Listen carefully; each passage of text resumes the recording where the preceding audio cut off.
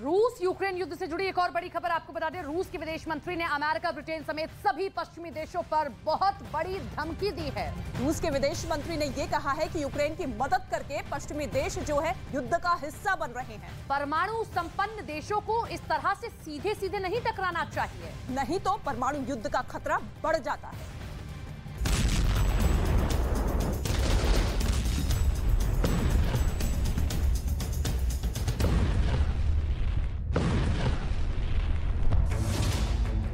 और विकराल होने वाला है रूस यूक्रेन युद्ध।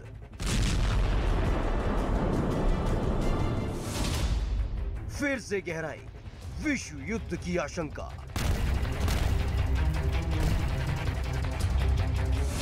नेटो देशों को रूस की बड़ी चेतावनी।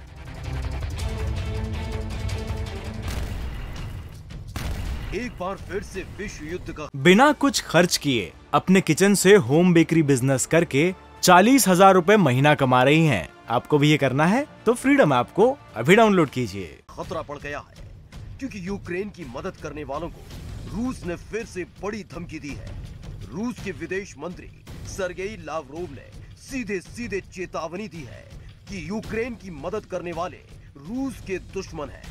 युद्ध में यूक्रेन की मदद का मतलब है सीधे सीधे रूस से दुश्मनी देना। यूक्रेन के सैनिकों को अपनी जमीन पर ट्रेनिंग देकर या फिर यूक्रेन को घातक हथियारों की डिलीवरी करने वाले सभी देश सीधे सीधे युद्ध में एंट्री ले चुके हैं।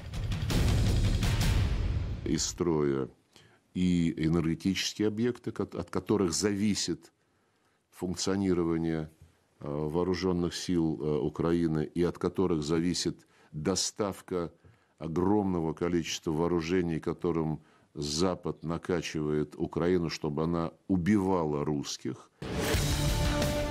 रूस के विदेश मंत्री की इस धमकी का मतलब है विश्व युद्ध का खतरा, क्योंकि जिस तरह से अमेरिका समेत पश्चिमी देश यूक्रेन की मदद कर रहे हैं, उससे यही लग रहा है कि ये जंग रूस और यूक्रेन के बीच न होकर रूस और नेटो देशों के बीच हो रही है। यूक्रेन की इस मदद का अंजाम परमाणु युद्ध तक पहुंच सकता है, क्योंकि रूस फतह हासिल करने के लिए किसी भी मोड़ तक जा सकता है। कई बार पुतिन परमाणु युद्ध की धमकी भी दे चुके हैं। जंग में छोटे परमाणु हथियारों का ट्रेलर भी दिख चुका है और अब फिर से परमाणु युद्ध की सुगबुगाहट होने लगी है। रूस ने फिर दी परमाणु युद्ध की धमकी। पश्चिमी देशों को रूस की बड़ी चेतावनी। यूक्रेन की मदद करने वाले रूस के दुश्मन।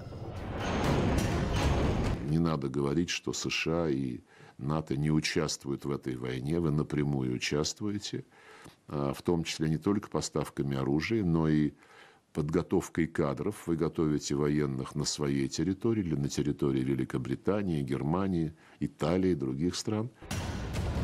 रूस और यूक्रेन के बीच जंग के 9 महीने बीत चुके हैं। इस बीच रूस ने यूक्रेन पर विजय पाने के लिए कोई कोर कसर नहीं छोड़ी है। मिसाइलों की बौछार के साथ साथ परमाणु युद्ध की धमकी तक दी गई, लेकिन पश्चिमी देशों की मदद के बाद रूस यूक्रेन पर फतह हासिल नहीं कर पाया और यही वजह है कि ये जंग 9 महीने तक खिंच गई है। हालात अब ऐसे बन चुके हैं कि नेटो का सदस्य नहीं होने के बावजूद यूक्रेन को अमेरिका समेत नेटो देशों से पूरी मदद मिली है और इसी मदद की वजह से रूस यूक्रेन पर जीत हासिल करने में नाकाम रहा। Нельзя развязывать ядерную войну, но недопустима и любая война между ядерными державами.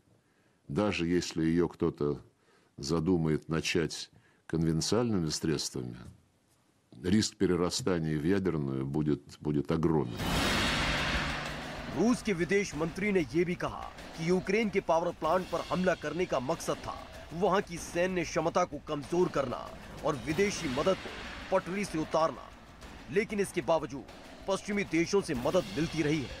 अगर यूक्रेन को मदद ऐसे ही मिलती रही तो वो दिन दूर नहीं जब विश्व युद्ध शुरू हो जाएगा, क्योंकि पुतिन चुप नहीं बैठेंगे। वो अपने किसी भी दुश्मन को ऐसे ही नहीं छोड़ते।